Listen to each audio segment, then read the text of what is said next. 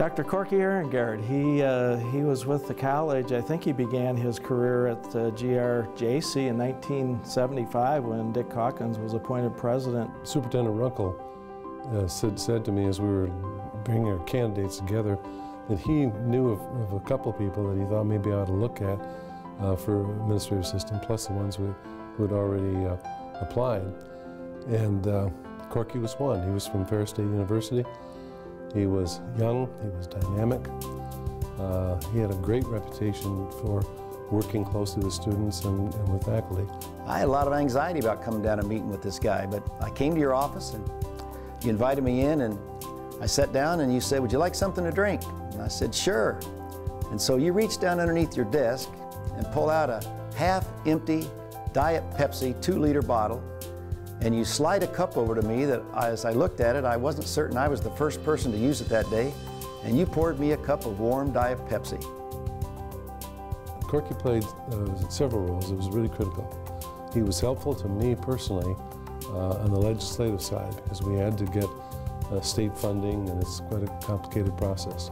But he also helped work with faculty, other administrators, in developing programs. Well, Cork, there's probably a lot of folks in the audience today who don't, first of all, know you and certainly don't know the legacy that you left here at the college.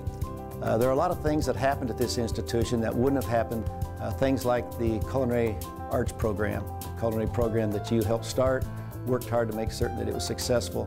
Because of that, we began hiring, found a man named Bob Garlow, and now I think there's probably 14 or 15 chefs and hundreds, if not thousands, of students who have gone through the program. But that's true in so many different ones. Photography wasn't even here. So there's a lot of little things that had to occur throughout the entire college, but also the community, to make sure they were ready to accept the new programs.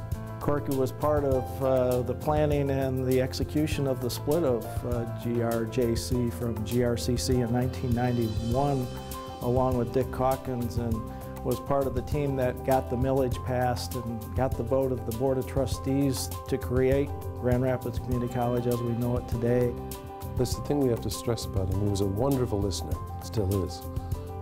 He could do a really good job of evaluating what he heard, taking the message that he learned from people within the college and bringing it not only to me, but to the other executive members of the staff. And his nickname was Teddy Bear because he kind of had that feeling and sense about him of a warm, gentle person, which he was, and he could always bring groups and people together to get things done. When there were issues around contracts and labor, Corky was always the one that could pull people together and make those things happen.